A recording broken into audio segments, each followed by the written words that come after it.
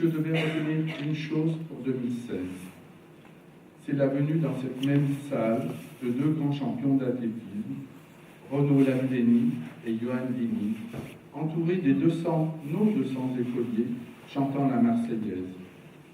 Cette journée restera pour moi inoubliable, je pense que pour les enfants aussi, et encore plus pour les enseignants.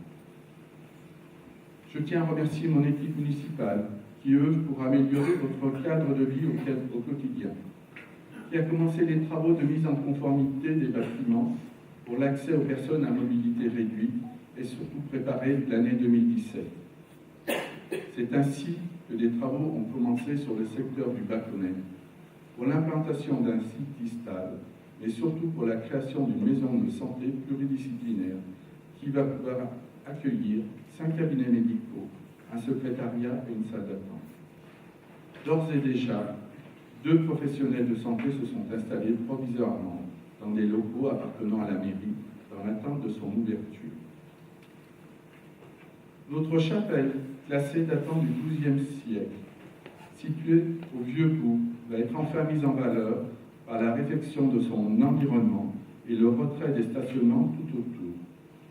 Une zone piétonne sera réservée pour pouvoir mettre en valeur notre patrimoine qui est exceptionnel et que nous devons préserver pour les générations futures. 2017 sera enfin la continuité des travaux de la voirie de la départementale 386. Un partenariat avec le nouveau département, la communauté de communes, la commune et le syndicat du CICEG doit d'être signé. Ce projet me tenait à cœur depuis de longues années, de nombreux maires ayant par le passé soumis un projet mais en vain. Espérons pouvoir rapidement inaugurer ces premières tranches de travaux. Nos enseignants et écoliers vont pouvoir travailler avec de nouveaux outils. Après avoir installé des tableaux interactifs, des tablettes informatiques seront mises à leur disposition en classe pour enseigner et apprendre avec cette nouvelle technologie. Ainsi, tous nos écoliers entrant au collège connaîtront cette nouvelle méthode d'enseignement moderne et interactive. Pour mémoire, le coût de cet investissement, et ce sera le seul que je donnerai, s'élève à 21 241 € pour les 2 écoles. Nous programmons également pour cette nouvelle année la couverture de 2 tennis situés au stade. Ce projet, imaginé par un montagnero, malheureusement trop tôt disparu, c'est un projet que nous avions abordé ensemble il y a quelques années en arrière.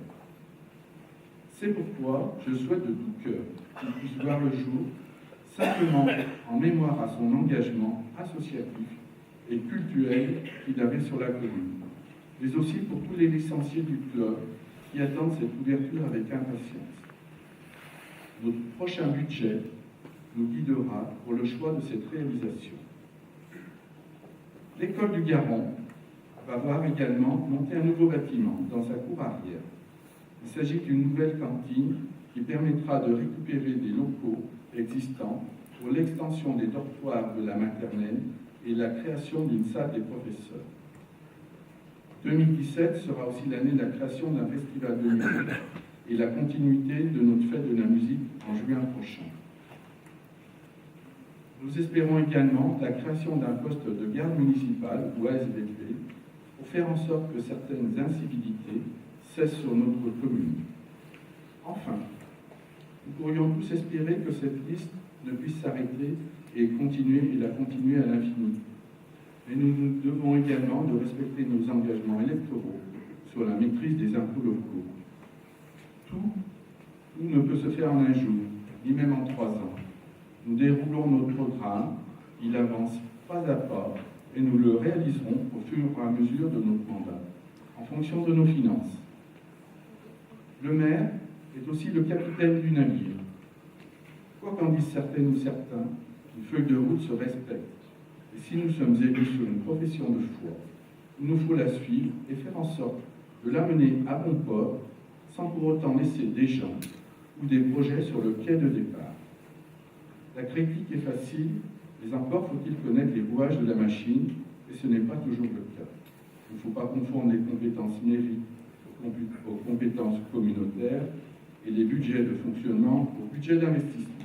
Tout s'apprend, et certains ont du mal à comprendre. 2017 sera une année électorale importante. Je souhaite que la France puisse retrouver son plein emploi, mais aussi une certaine sérénité pour permettre aux futurs grands élus de pouvoir relancer notre économie et surtout aider nos chefs d'entreprise à créer de l'emploi pour embaucher une main-d'œuvre qui aujourd'hui ne vit que des aides sociales. Mesdames et messieurs les chefs d'entreprise ici présents, n'hésitez pas à contacter notre antenne locale passerelle pour l'emploi pour un besoin de personnel. Mon bureau est également ouvert. Nous trouverons ensemble des solutions à vos recherches. Et là, je peux vous affirmer que nous avons, mon équipe et moi-même, de la ressource. Cette nouvelle année est aussi pour moi l'occasion de remercier le travail fait par le personnel de mairie, des services techniques, de la crèche, du RAM, des écoles, sans oublier tout le bénévolat apporté par nos présidents d'associations et celui de nos membres bénévoles de la bibliothèque municipale. Je remercie également nos enseignants pour leur engagement à nos côtés et la qualité de leur communication qui, tout au long de l'année, font qu'ils répondent présents aux enfants et aux parents.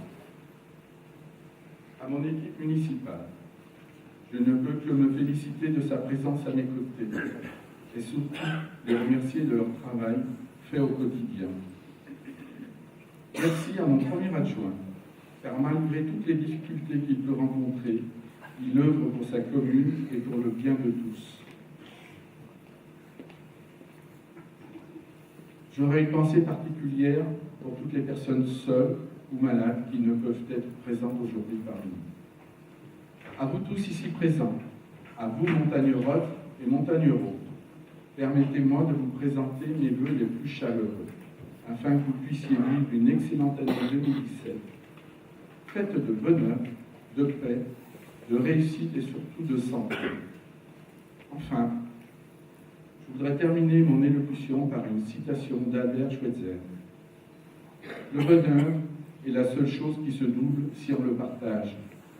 Mon bonheur à moi, c'est d'être ici aujourd'hui, et je le partage avec vous,